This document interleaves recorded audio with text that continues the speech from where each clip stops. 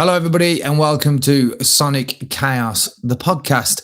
Today, we are going to be talking about a couple of topics that surround AI music, controversy around Spotify, and do all artists just deserve the right to earn a living wage from their music? We're going to discuss all of that in this episode.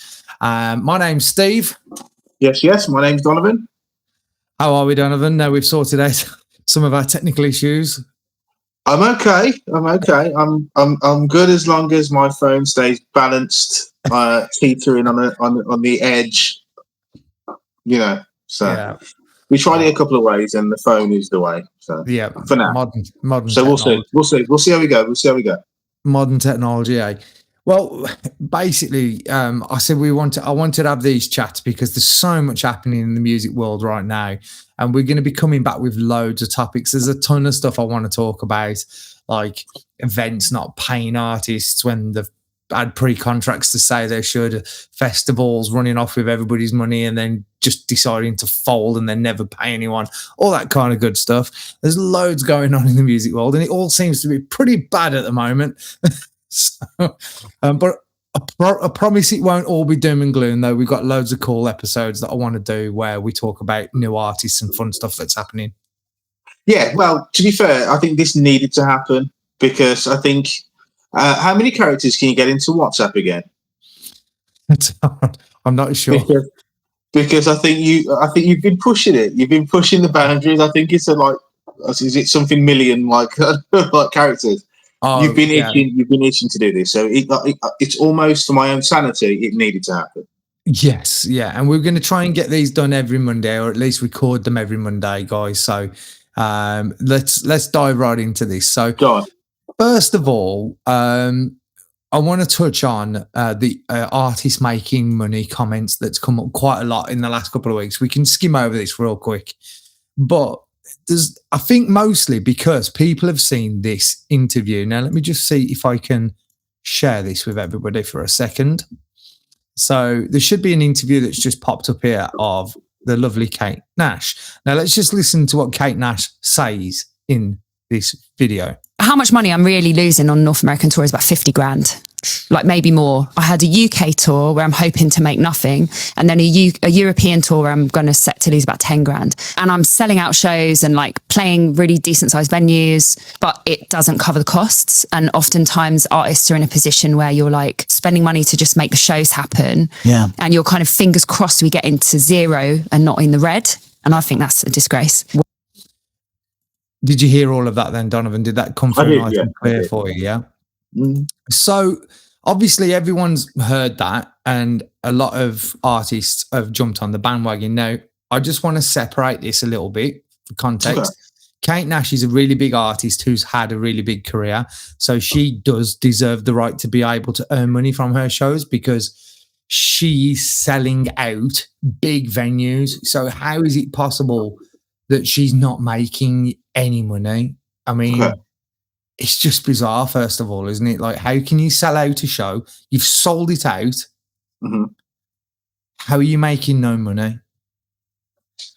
It's just bonkers. We know that just from my experience, from where we're at, the venues for an artist like Kate Nash, that since COVID especially, they bought all these extra insurance policies in. So you've got to pay these. So if the show gets cancelled, they're covered for X amount of money that they've lost. Of course. Which I kind of understand. That seems fairly reasonable. But then they want to take a gigantic portion of tickets sales. Mm-hmm. They want to take a gigantic portion of your merchandise sales. Okay. So like sometimes, so somebody I know actually recently went to a concert, Royal Republic, not a gigantic band. They're pretty big globally, but you know, they're not a huge band. They were selling tops in there for £70 and the reason they're that much is because the venues are taking a massive chunk of their merch money. Yeah, they need to try and make something. Right. So the bands are trying to make some money from that. So, and then obviously they have to pay their tour people, their record labels will want some money. Then they're going to want your lighting engineer is going to be paying, your sound engineers, your roadies, your tour bus driver. Everybody seems to be getting paid except for the artist. Okay. Where do we go? What do we do? Yeah. Obviously, you are more in tune with this than I am. But my kind of layman's question is, so what's the point? Yeah. What is the point? Yeah. That's what she's saying. What's the point in touring? What is the point? Now, I've argued this. I think it's completely different at our level. Because obviously we're playing smaller venues. Now, we are selling tickets, and a lot of the promoters, the good ones, will pay you a percentage of whatever tickets you sell. That's fair, in my opinion. If you've only sold 10 tickets and 500 people show up, you should only get a percentage of the 10 tickets. Yeah, of course. That's my view on it. So I think that's totally fair. But when it comes to someone like Kate Nash, it shouldn't be happening, but it's only happening in the bigger venues. Now, we've got a crisis at the moment in this country where smaller venues are shutting down left, right, and centre. Yeah, they are. So my question to someone like Kate Nash would be, and this is just me just sort of trying to think outside the box a little bit. If the big venues are the ones that are destroying everything, like your Live Nations, who just basically seem to own every big venue in the world, it seems, why don't these artists just go, okay, from now on, we're going to cap this out. I'm only going to play 500 capacity venues, much smaller ones. And I'm not going to have massive lighting, and I'm not going to have this guy, and I'm not going to have that guy. I'm not going to have this big giant production. We're just going to put on a good show in a small room, make it more intimate, and sell the tickets at. Maybe you can still sell the tickets at a premium price, but there's less people in the room, but you get to keep more of the money. Sure. Do you know what I mean? And also, I think half the problem now is like Kate Nash, I believe now she's independent, not with a label anymore. And I think that's the problem. Maybe she's trying to stay too big. Like she's trying to still play these big arenas she was playing maybe when she was under the label. And I don't know whether maybe is that just ego? I know she can sell out the venues, which is bonkers. Like she's selling them out. But if it's coming to the point where she's still making no money, do we not have to teach these bigger venues a lesson by saying, fuck you, I'm not going to play at your venues anymore. I'm just going to maybe I'll do more shows, and I'm going to do them at much smaller venues that are going to give me a better cut. It's weird that you say that, actually, because 18 months, 2 years ago, we went to see Paloma Faith. Yeah. She played in Birmingham, and that was a small venue, and it wasn't like crazily priced. And it's not as if anything, Paloma Faith is a lot more current than Kate Nash is, really. Yes. If you look at like recent success rates and charting, small venue, a lot more kind of intimate. Yeah, and it was brilliant. She actually had like an intermission, and then we all came for like a proper kind of intimate show, like going to the theatre. And towards the end, she actually climbed over the seats and through the crowd. And was like talking to people and hugging people and stuff. I was like, this is really strange. I've never been to a gig like this before. So my point is could that have been behind why she did it that way? Or possibly. I mean, I've seen a lot of Paloma Faith coming out recently saying things like she's been told basically her career's over and whatnot, and that's maybe why she's going down that route now. But possibly, I think there's something in it. But can I also as well? You know me, I'm very anti the machine. Okay. Rage Against. Right.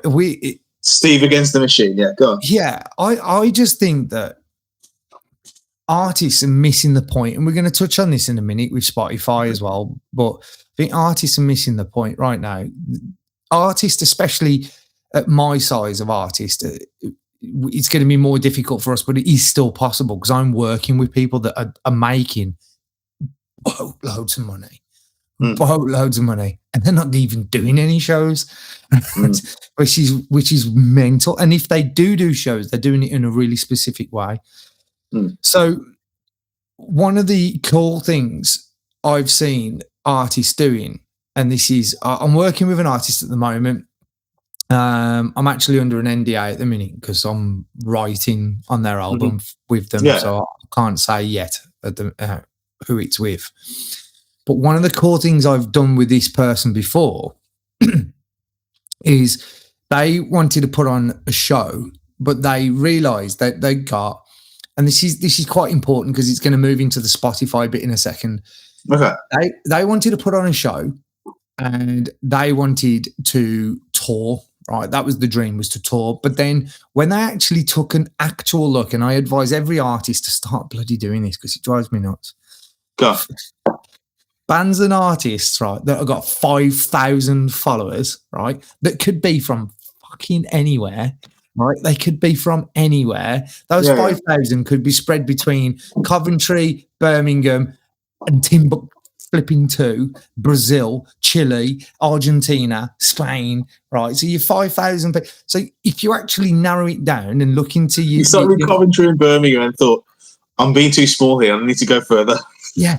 Then you went straight from Coventry and Birmingham to Chile and Brazil. Actually, the reason I said that is because if I go onto my Spotify algorithm and it shows you where all your listeners are in the world, and it does the same on YouTube and Instagram. You can see where all your followers are from. Right. Our second largest following is Brazil. Okay. No idea why, but they make up for about 3,000 of our 12,000 overall followers. Right. So here's my point is people with 5,000 fans, of which a lot of them may not even be in this country, are going, we're going on a UK tour. And that's no good. Yeah. To who? Yeah. Who are you going on UK tour to? Right. So what these artists have been doing, and I think the bigger artists could definitely do this, and this would solve one of the issues that we're talking about today, which is artists making money, is they started doing smaller venues and said, guys, we are doing this show in, let's say Birmingham. There's only going to be 50 to 100 people in the room. It's going to be £100 a ticket. So it's pricey, right? But it's £100 a ticket. You can still make some decent money if you got 100 people in a room and everyone's paying £100 a ticket. And then they might buy some, and then they might buy some merch as well. So, you can make a good little whack from that one show. But you have, and this is pretty easy to do now and very cost effective, you have a very small crew of about 3 people that run sound through the desk and you live stream it pay-per-view. And you can do one every week. So this guy only did 12 shows. What he very cleverly did was he looked at his algorithms and looked at all of his, and he went, right, I've got loads of followers in London. I've got loads of followers in Manchester. I've got loads of followers in Leeds. Right, so they're the only 3 places in the UK I'm going to tour. I'm going to play. So we did one show in Manchester, one show in Leeds, and one show in London.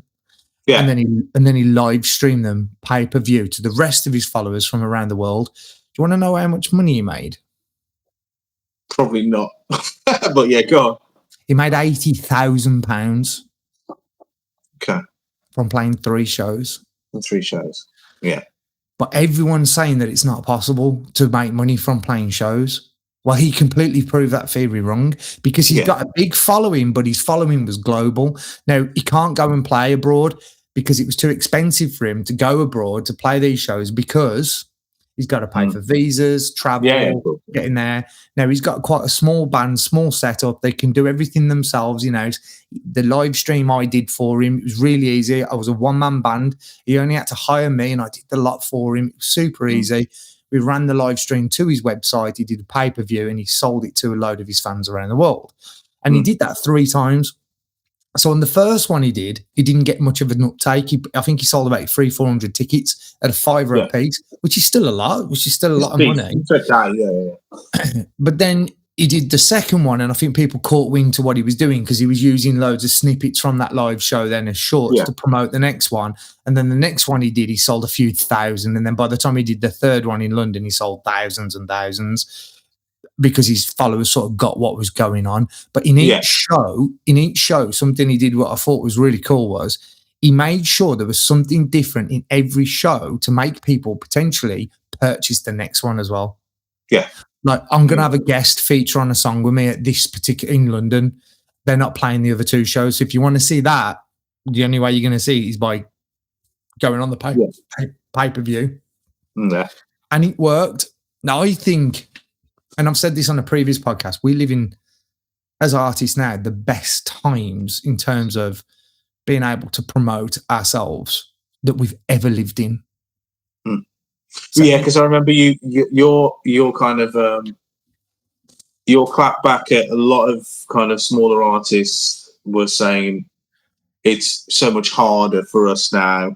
And that was the phrase. How is it harder now than it was in the 60s, 70s, and 80s? When the only way you could get your music out was by putting it into a record store on vinyl or CD and paying hundreds of thousands of pounds to distribute that around the world. How is getting noticed by a recording company and hoping and begging and praying that they'll give you an opportunity to cut records. Record labels are not investing in people anymore. They're waiting until you make it big and then they offer you a deal. Yeah. But my argument is well, if you've made it big on YouTube, why do you need them? Why do you need the label? Yeah. I'm under the impression you don't need a label anymore. But something has got to give in terms of the way that bands and artists strategize over making money. My band are in like mad discussions at the moment. We've got a ton of cool stuff coming up. But even we're starting to have discussions, and this will segue very nicely into this little next section. I want to hear everybody else's comments, by the way. So that Kate Nash interview, let us know what you think of that and what you think we could do, because Sonic Chaos will create a platform at some point that will provide this something. We're looking at ways of doing shows, live streaming shows, and paying the artists and making sure they get a big whack of the money. There is stuff we want to do, so hit us with ideas and we'll see if we can make it. Exactly. We've got like a skeleton idea of how it's going to work, and I think with that skeleton of an idea, I think that can work, but without guidance from the actual people that are possibly going to be doing it, I think we need guidance, basically, because obviously, and the consumers as well. The consumers need to tell us what they want to see. Yes. Yeah. Well, this is the thing. It's like instead of having a recording company and their experts going out and saying, this is what's going to sell, because I'm the soothsayer, I can see that this is going to sell, this is going to sell, this is going to sell, this is going to sell.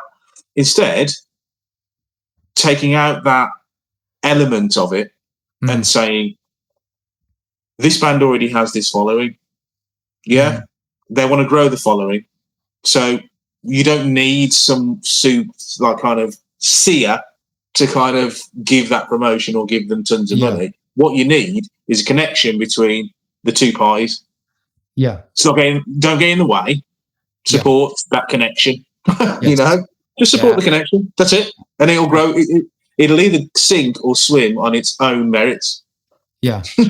You know? But so this will segue us anyway nicely into the next section, which is a lot of artists. Here we go. I've been looking forward to this bit.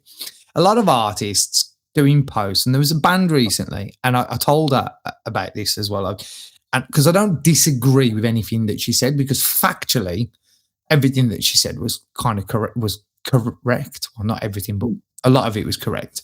Largely, yeah, largely correct. She basically said she did a video, and I must admit it's a bit on trend. It's like a trending thing at the minute where a lot of smaller artists are going, oh, it's really difficult for us artists to make any money. It's always been fucking difficult for artists to make money.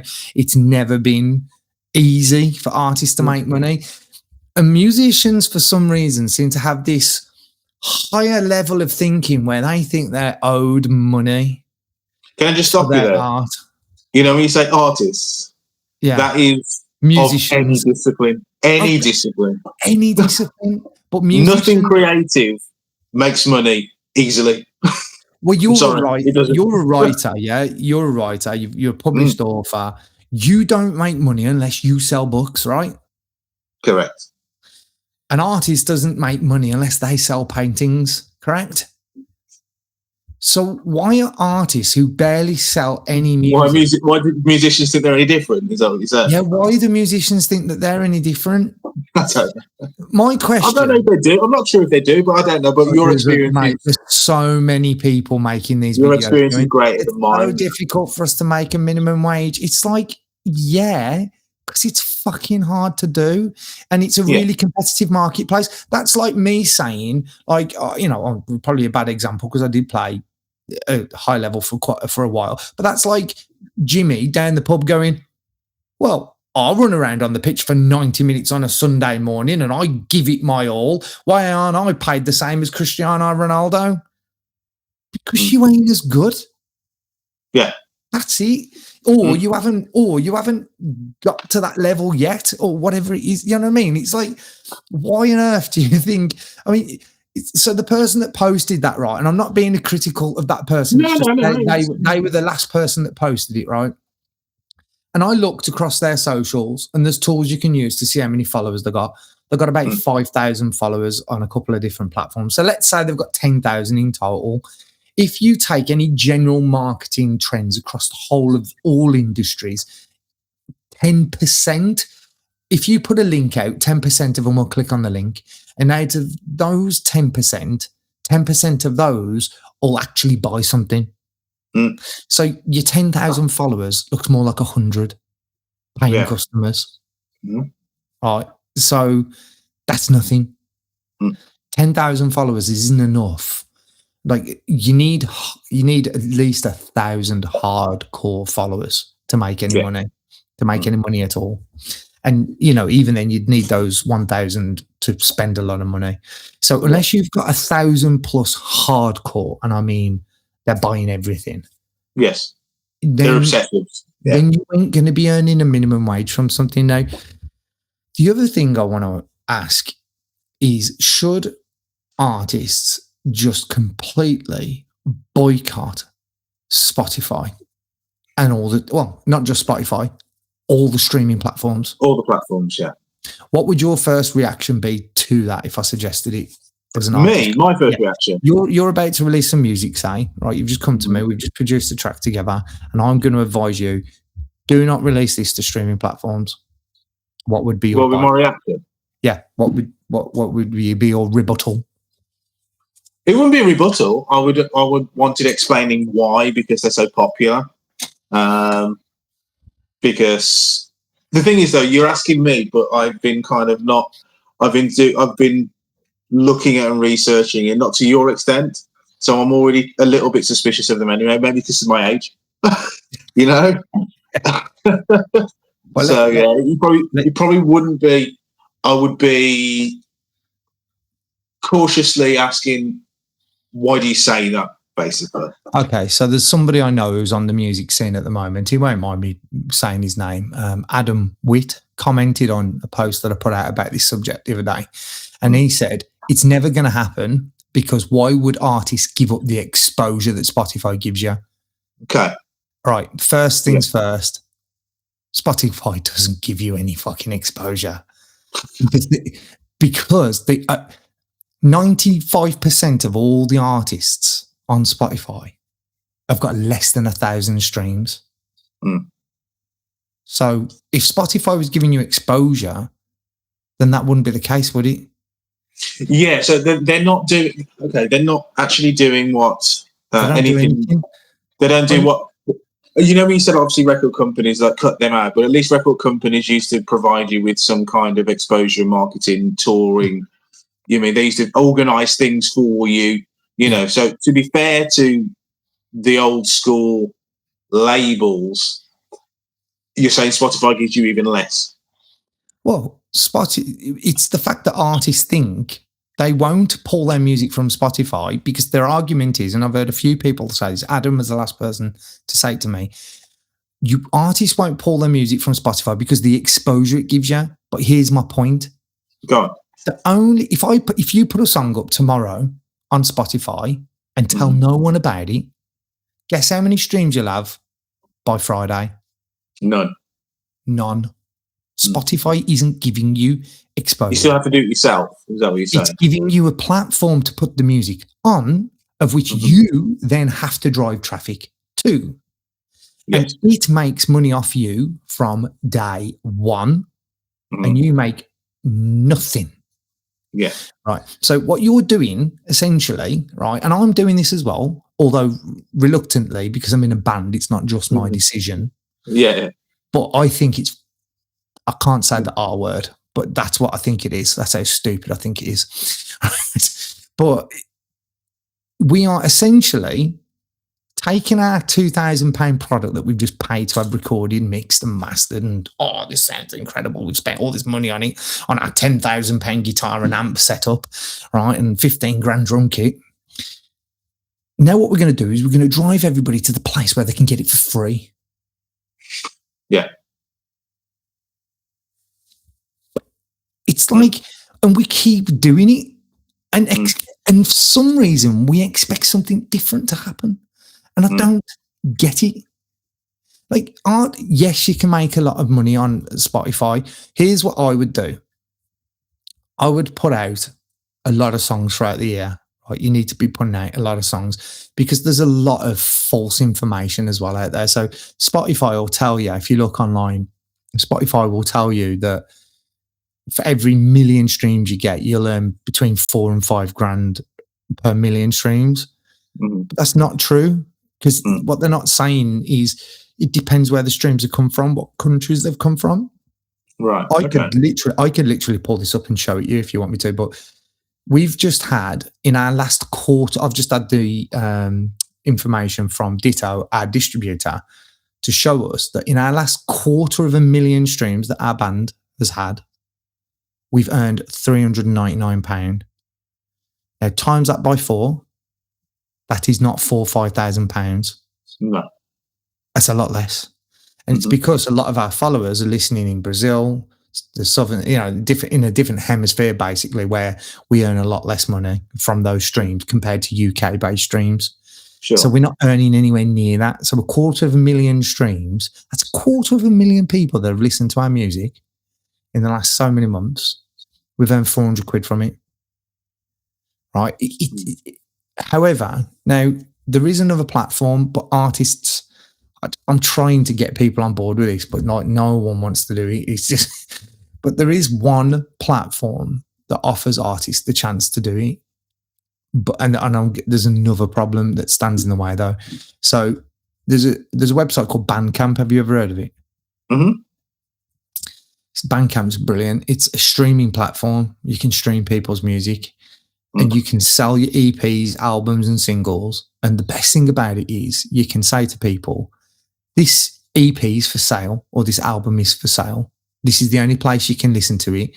You might drop 1 or 2 or 3 singles on Spotify throughout the year, just as ways of getting people in. But if you want to listen to the album or the EP, the only way you're going to get it is to get it on Bandcamp. But here's the kicker. You get to choose how much you pay for it. That's one of the features on there. Now, we tried this with my other band, the Westlands. We put a 4-track EP and we would have been happy, more than happy, if people paid us 3 or 4 quid for it. Right? Because it's still more than we get on Whatsapp. People were giving us 10, 20, 15, 20. One person gave us 30. Most people were giving us 2 or 3 quid, 3 or 4 quid. But by the time we totted it up after the first day's worth of sales, it was 400 quid. Now, we've just had to have 6 months to get to 250,000 streams, and we've earned that same amount of money.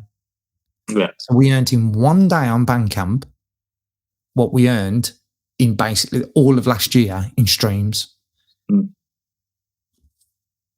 Is it just me, or is that a no-brainer? Why are people putting their music, all of their music, on Spotify where it's free, instead of saying, okay, I understand people need to be on Spotify. I understand why they want to be on it. Right. It's a big platform.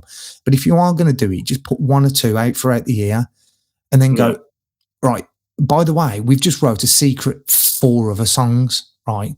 We're not going to put them on Spotify. They're on Bandcamp. Go and get them. Only way, and even if you only drive 100 people to go and buy it and they all pay a £5 or a £10 each, right, you've just made £1,000 back. Right, at least that's something to earn £1,000 back based on the numbers that my band are currently getting, we would have to do about, God, what? We'd need to do another 500,000, 750,000 streams. Mm. But all 100 people to buy it for a reasonable price. I just think we're all mental. I just think we all keep sending people to this free thing, and it's like, because we're told that's what you got to do. Well, yeah, it's. I think people do what is the done thing.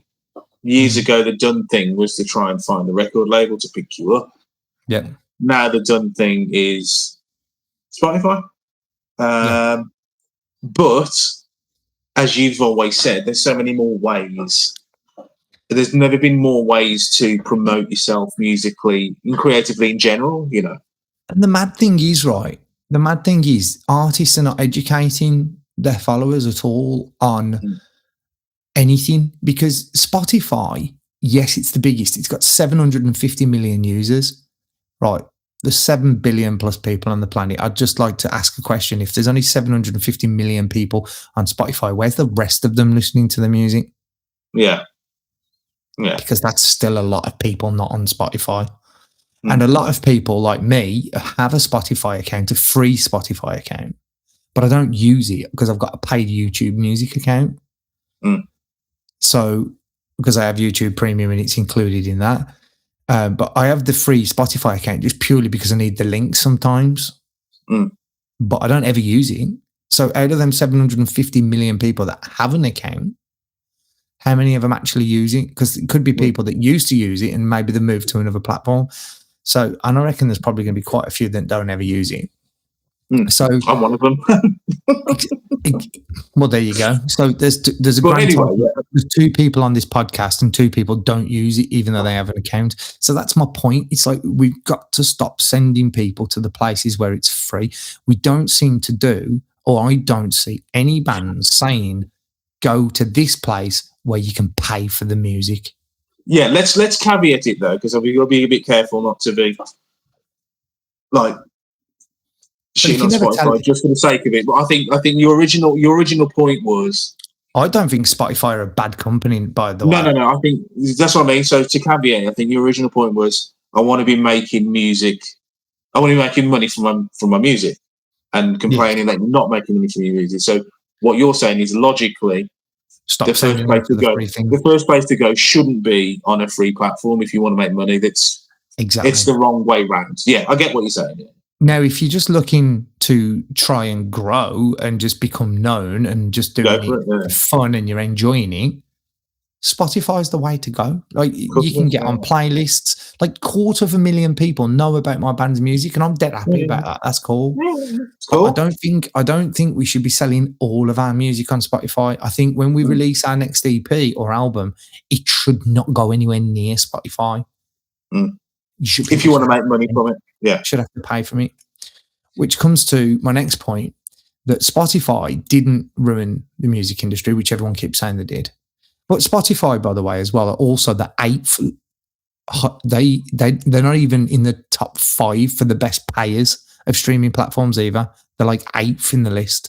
So we're sending. So we're not only sending people to a place where it's virtually free for them to listen to our music, but we're also sending them to one of the worst payers that pay the least. Can I just go and grab some water? One sec. Keep going though. Yeah. So people, I mean, it is like, sometimes, because I come from a background of sort of marketing in the business world, there's not a scenario in the world where businesses would send people constantly to a free place unless it's their website and they want them to sign up to a mailing list or something. Because if you're going to send people to something for free, then at the very least you want something in return, like their email address, their contact details, so you can send them messages with future offers, couldn't you? So anyway, So everyone thinks that Spotify ruined the industry. However, I'm going to now make my controversial statement, if I haven't made one already throughout all of this. The Spotify didn't ruin the music industry; the consumer did. Okay. You should have like a big, like channel thing, or some kind of sound effect where you've dropped the bomb. The consumer has completely devalued music, and it is the consumer that did it, because they all come out with this. A lot of them. Now, I know some hardcore followers of music that come to live shows, buy merchandise. So I'm not talking about you people. Right? I'm talking about everyone else who, I want to support my bands and artists, right? And then only use Spotify. Yeah. Right. Or soon as Napster came out, you wanted everything for free. Oh, download. Or Snoop Dogg's new album's out. I'm having that for free. He ain't having nothing from that. I'm going to enjoy that album, but I'm going to nick it. Right? Yeah. It's the consumer that did that. I know someone created the software, but everyone fucking ran to it. The second it came out, no one was interested in these artists making any money from their music. It was all about, I get this really good thing and I get it for free. So unless artists can start changing the mind, the only way artists are ever going to change the mindset of the consumer is to not put it there where it's free. You've got to put it somewhere behind a paywall somehow. And okay, you're going to get less followers, and okay, your ego is going to take a dent, but you are going to actually pocket some money. So it's the question is, do you want to make money from it, or do you just want to be known for it? Because I don't think in the early days of your career you can have both. Right. And I think that's fair to say. Can one lead to the other still, or? Yes, yeah, absolutely. And there's artists doing it. So, but there's extreme examples. So I think I've mentioned this guy to you before, maybe on a pod, a guy called Nick D. Yeah. Yeah, so it's an American dude. And basically he figured that the algorithm, so what he does is interesting. He knows that he needs millions of streams to get a song to pop. And what he did was he actually comes up with the content before he writes the song. Yes. Okay. All right. So he said in one song that went massive for him, I think it was one of his first songs, he's got a song called Fine Apple, as in you're, a pineapple, play on words, you're fine like a pineapple or sweet like a pineapple or whatever. I think he called it somebody or his girlfriend or something. He's like, you're like a fine apple, like whatever. And then he was like, oh, that's a cool idea for a song. But before he wrote the song, he was already planning out the content. Like, if we did a song called Fine Apple, how could I create content that could potentially go viral, that lots of people are going to see, want to watch it, and then eventually find the song? Yeah. And not only did he do that, but he did that every single week for 2 years. He released a new single every week for 2 years straight. I mean, we've bombed, and he did bomb loads of TikTok content to go with it, and he didn't stop. Yeah. Well, this is the thing. I think you touched on something there where, and this is not just musicians. This is, I would say, in my opinion, creatives in general, is sometimes you have to be prepared to put the hard yards in. And it's not like with what you talked about football, you talked about any of these kind of endeavors that it's low percentages of people that make it to the top level. Yeah. The people that make it to the top level anywhere near, you can't complain that you're not making it to the top level and just not put the work in. Do you mean? It takes a lot of work. Talent alone is not going to do it. No, it's not going to do it. Especially now. Especially now. When there's millions of people with the same opportunities and tools at their disposal as you.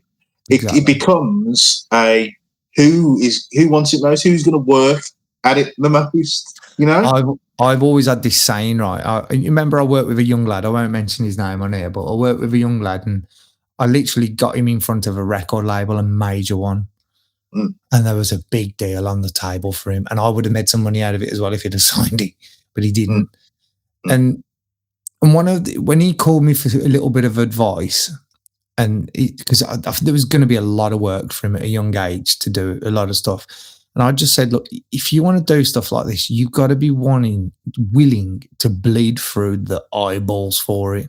Yeah. And if you're not, then you don't actually want it as bad as you think you do. It's like when don't stop doing it, but don't expect the outcomes. You know? Yeah, exactly that. Do it for the love. If you want to do it for the love, that's fine. It's like I said to someone the other day, I said, like, I mean, I put an insane amount of work in for the band and what we do and stuff, and we've got a really great group of people who are all putting the shift in. Like, everyone's helping out, everyone's got a job, and everyone's really pushing in the right direction. We've got a manager doing the same, and that feels like a machine now is starting to form. So we could potentially do well from YouTube and Spotify and all the streaming platforms, but I would argue that we're putting out maybe a lot more content than a lot of other people, and the quality of the content. Obviously, the two of us in the band that have both got video production backgrounds. One of us has already Andy's already got a pretty big YouTube channel. I've got a couple of YouTube channels, so we've already got a little bit of knowledge, on how to do that. But we're not scared of sharing that knowledge with other bands as well. That's exactly why we're doing this. This is the whole point of this, yeah.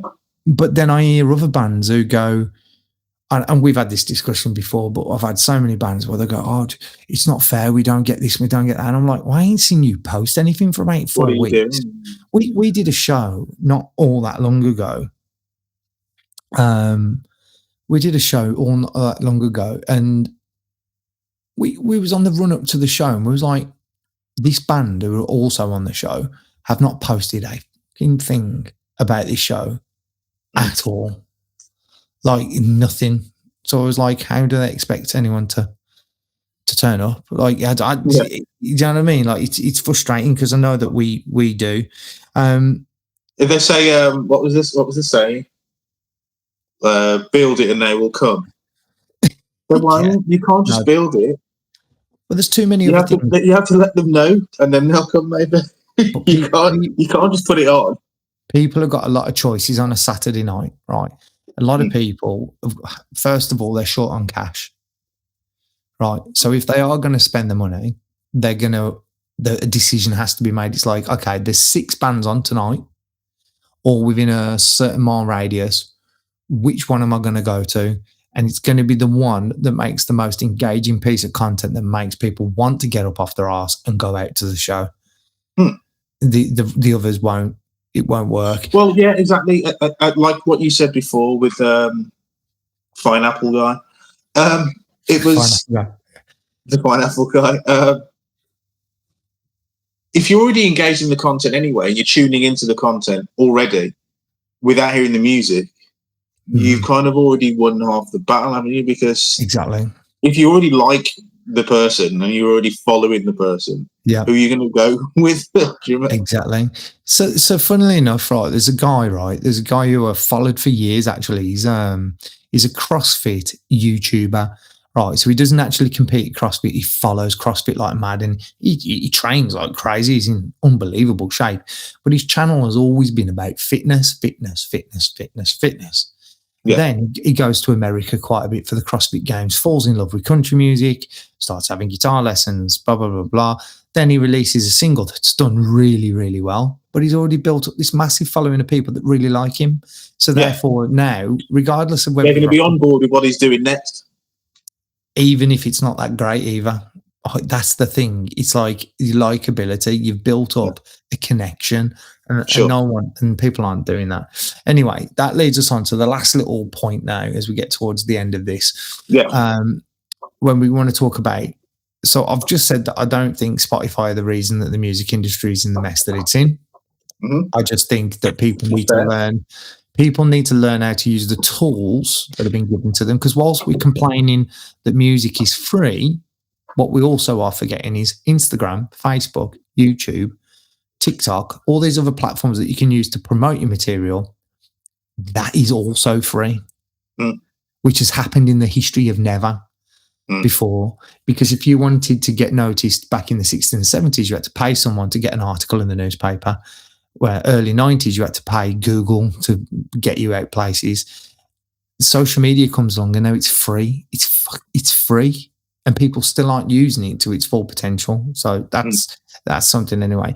However, I do feel like Spotify, if there was ever a reason to come off the platform, are possibly just about to create it. Can I just play you a little bit of something for the viewers? Because I want them to go and maybe watch this video after they've watched mine. So this person I follow, she's a music attorney in America, and she's has legal cases running all the time with various different subjects. So if there's ever anything you want to know about the legal stuff in music, this is the channel to go and follow.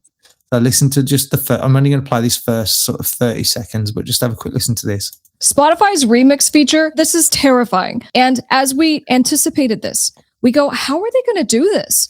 Not even sure that this would be legal, because you can't just go and remix people's music and use their art without their say-so. And in this case, when you're talking about like AI remixing, well, now you have other aspects that come into play, like people's voices, people's faces, their likeness, right? Depending on the form that you're remixing it. Spotify says it wants to enable listeners to interact with their favorite artist music through AI, and that the technology is already built. So what's the barrier? Licensing. Now, here's the thing. We went and took a look, because I'm telling you guys, the way they're going to get this, the way that they're going to get you to opt in is through your music distributor. They're going to basically try to do this two ways, but the biggest one is going to be through your actual music distributor. Now, we went and looked at the contracts, because we go, as it stands in the last couple of months, as it stands right now, could they actually do this and say you already agreed to it? So anyway, she goes on to say, she goes on to read the contracts and read other artists, and she actually has found some distributors that have already basically, you've already signed your permission over to them without knowing. Because let's face it, who reads the terms and conditions? Well, bands really should, or at least get some support with that, because... See, a lot of people use a distributor called DistroKid. Okay. It's a really popular one. It's probably the cheapest one, and it's probably responsible. I think it actually is responsible for about 40% of all of the, for most of DIY artists that put music out. I think about 50% of all music being uploaded now is by unsigned artists. So like it's a big percentage of people. But record labels are currently trying to buy the distributors, and Universal, who are just suddenly becoming a complete and total music monopoly. They've just bought Downtown Record. I think they've bought Downtown recently. They're all their catalog. They've bought something else. They've also bought this publishing licensing company, which now allows them to be able to basically see everybody's revenues and stuff like that. And that's kind of going through court. There's been a block on it. There's all kinds of dodgy, shady stuff going on at the moment in the music world. But this AI remixing tool, this is the one that gets me. This is the one that's sort of finished me. My band can put out a song, and you, Joe Bloggs, could just go on there, remix it, and then other people can listen to that remix. Now, and you make nothing. Well, Spotify have said recently, because there's obviously an initial backlash, right? Because they're saying the way it was packaged when I was looking it up was it's going to help to support artists, and you have to opt in or opt out, and it's a way for artists to make more revenue. So they're saying that now because there was initial backlash, and because artists were saying, well, there's no fucking way you're doing that to my music. Like, I don't want that to happen unless I'm getting the lion's share of the revenue, which won't happen. Which won't happen because the reason, an alarming stat, 40, so there's like 250, 300,000 songs a day being uploaded to Spotify. 40% of which now or more is just straight up AI songs. Almost half of all music being uploaded is made solely by AI now. Wow. And if you understand the way that this works and the reason why it won't support artists, they can fancy it up any which way they want. But the reason it won't is because how Spotify works is, right, let's say there's 1 million streams today, right, on Spotify, right? There's 1 million streams. Now, Ed Sheeran and Taylor Swift and Beyonce, they were responsible for 750,000 of them streams, right? So they were responsible for the biggest pot. So they're going to get paid more per stream than everyone else. Yeah. Right? They're getting the biggest chunk. So in us down the bottom down here somewhere, we're on 0.000036 pence, right? They're probably on a lot more than that. Right? Well, they are on a lot more than that because that's exactly how it works. So the pie as a whole gets taken, and then your percentage of what you take is based off how many people have had downloads and streams in that week or month or day or whatever. So it's so complicated. I think Snoop Dogg did a big thing about this. He's like, he's got no idea by looking at his streams how to calculate how much he's supposed to get paid. There's no way of knowing if you're being paid correctly. There's no way. There's no other industry. I cannot tell you if our distributor, now we've got a British distributor and publisher all in one company. So it feels a little bit more like we don't have to worry quite as much about this stuff as maybe some of the American ones, that because they're all just getting bought up at the minute, like CD, but the record labels are just buying them. And the scary thing about that is the record labels are going to buy these distributors and then charge you a fee and take a percentage, a small percentage of your royalties. So the record labels are just taking money off everyone then, right? So that's fucked up.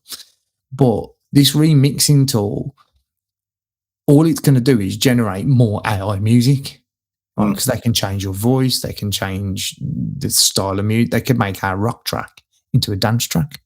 Yeah. I don't want my song to be a dance track. No. But if my distributor has already put in the terms and conditions, or by the way, because you want to put your music on Spotify, you've basically already agreed to this. Then that's it. I don't have a say in it. I either put my music on Spotify or I don't. Yeah. And that's how it's going to become. And the problem is the more based on what I just told you about that pie, the more AI music there is. Now, does the person that's made the AI prompt, does they get a cut of that as well? Because if they do, then they can swivel on that because they haven't actually done anything. They've just typed in a prompt and Spotify have developed the technology for this to happen. So they're going to want to cut. So you're already minute. So if on an actual song I write, I only get 0.0036 pence per stream, then how little is it going to be when I'm having to split it with the person that's done the remix, split it with Spotify, my distributor, and then eventually I get some. This is not going to support artists. It's just, you can say, oh, we're going to pay them a share of it. It's like, yeah, but a share of fuck all is still fuck all. Yeah. Do you know what I mean? Like, I think this is one step too far. So, how is this going to end? Give me a prediction. Give me a 5-year prediction. We're sitting here again in 5 years, God willing, and what's happened? In 5 years, if artists have got any sense, they will all be selling direct to consumer. Yes.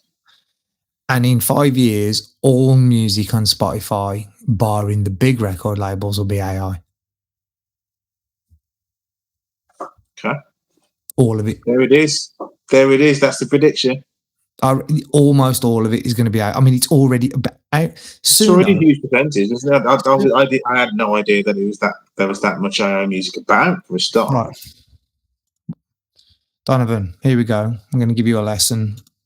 Now, don't get me wrong. I think some some of these platforms, some of the tools inside Suno are actually really good. So they've got something called Suno Studio, which you can see down the left-hand side.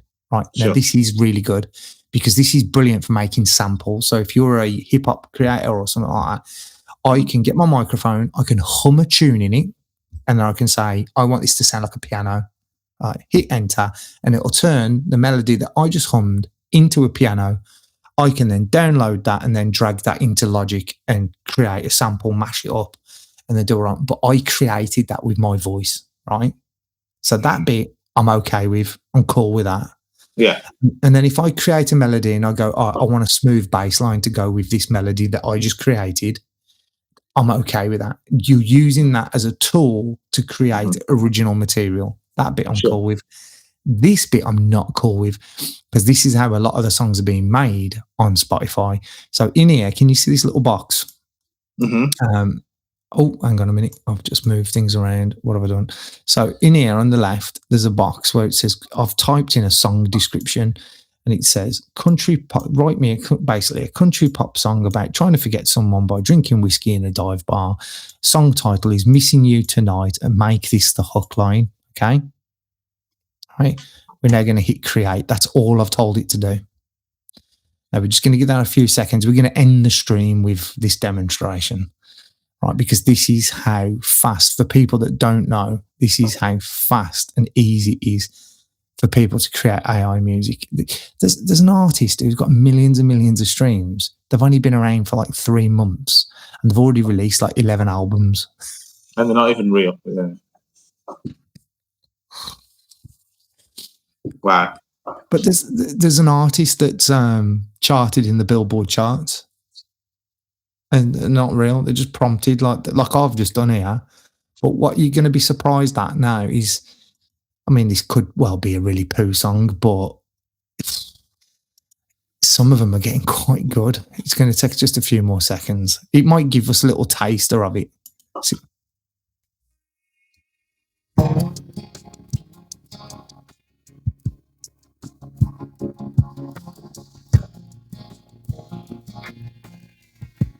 Sounds like a country song, doesn't it? Same 3 songs on the busted jukebox glow. Bartender knows to keep my glass half full, half slow. Neon name tag. Added harmonies. She's seen this kind of hurt.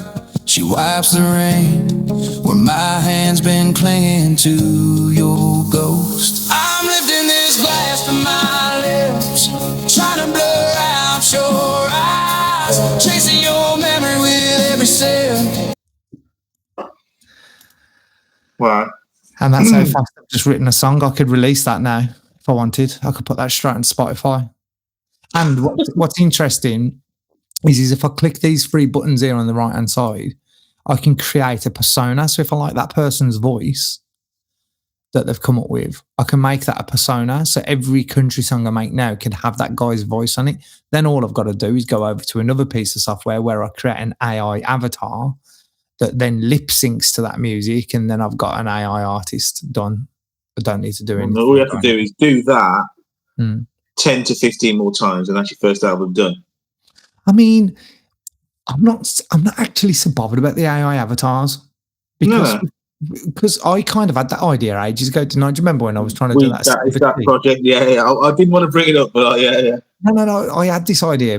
I was way ahead of my time, obviously, but I wanted to create. No, actually, I wasn't. I was basically copying the idea from Gorillaz, but I was going to use animation. But now AI's got that good in that amount of time that I could just create an animated character. Create a character that can become my artist. My brother's actually done it. We've got a TikTok account running with a female artist. It looks really real and it looks like she's singing the bloody songs. And TikTok following's going up and up and up. And people are commenting on the way the woman looks, her sounds. She's not real. So, okay, because you're freaking me out now. So to wrap up, we're not saying there's anything wrong with AI. We're not saying that Spotify is the devil.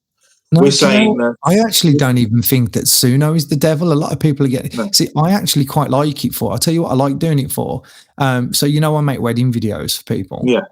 I like to take loads of information off the bride and groom, and when I edit their video, I'll create them a bespoke song with all that information that's tied in to this, and then I'll give the AI a lot of information, and I'll write them. It's done it a couple of times where it's actually made some really beautiful like songs. Yeah, that's brilliant. Yeah. And then I can use that in the video, and I haven't got to pay any copyright then, because it's obviously it's an authentic piece of content for someone. Yeah.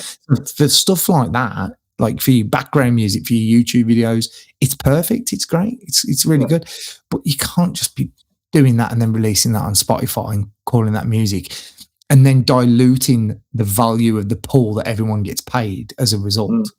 Yeah, exactly. Because that's all it's doing. I think that someone needs to put the handbrake on it. Bandcamp, by the way, have actually said that they've banned all AI music. If it detects any or finds any, it will just delete it from the platform. That's wicked. And as I say, there's a space for everyone, but it depends on what you're trying to achieve, isn't it? I think that's the closing kind of thought. It depends on what you want to achieve, and I think you need to give me a bit of hope that there is a way. Go on.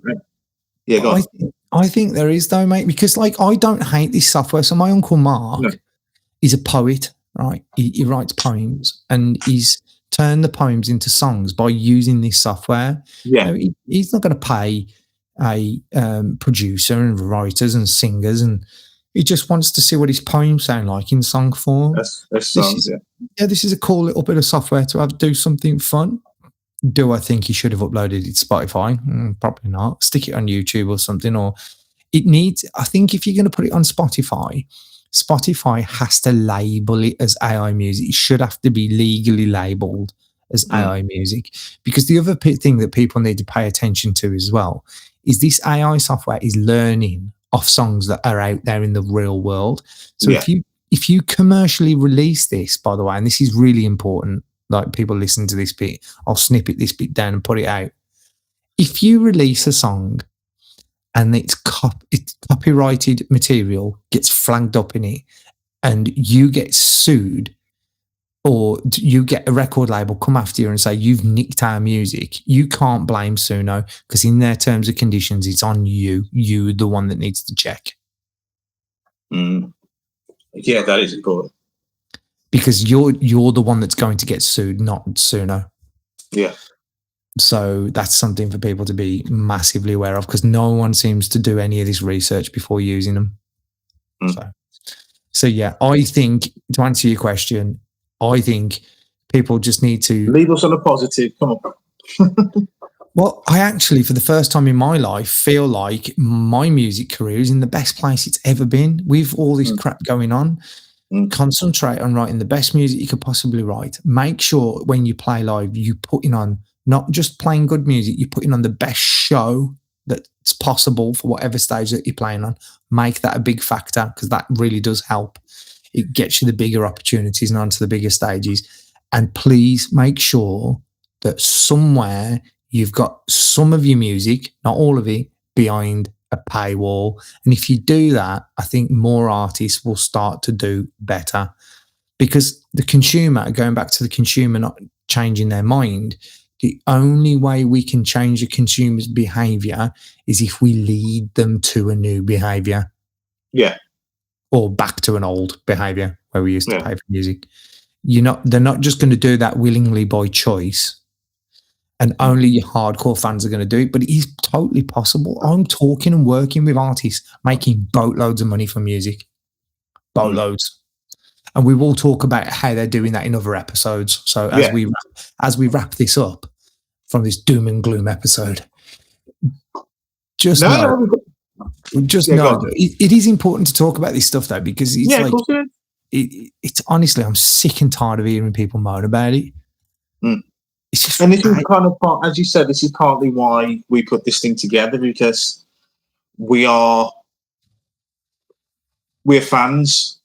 We're fans of creativity and fans of music. And so that's why we want to put this together, to get out there and meet the people that are doing it. Yeah, absolutely. And support the people that are doing it, So. Yeah. And I've got something really cool happening this week. We're actually going to be headlining, playing a show at Gibson Garage in London. The Gibson stuff, like, so we're going to get to play with some fancy guitars, meet some cool people. There's some really great young artists that we're all going to. We've got 3 young artists that are going to play a show. One of them was actually a young kid who was on Britain's Got Talent last year. He was the guitar player, the rock guitar player. Yeah. That was dressed a bit like Axl Rose. He's going to jump up and do a song with us. We've got a couple of others. So yeah, there's good stuff happening in music at the moment. I think we just need to stop the complaining, look at our overall strategy and ask ourselves, are we doing the wisest things if we ever want to make any money out of it? Yeah. If money is the thing that you're chasing. Exactly. Yeah. All right. Awesome. There we go. We're at 1 hour and 5 minutes. So that was good. It's a meaty one. It was a good. Yeah, it was a meaty one, but that is stuff that I needed to get off my chest. No, I know. Next episode, by the way, we are going to do something a little bit different, where me and Donovan are going to name our top 5 greatest female vocalists of all time. So look out for that one. See you soon. Take it easy.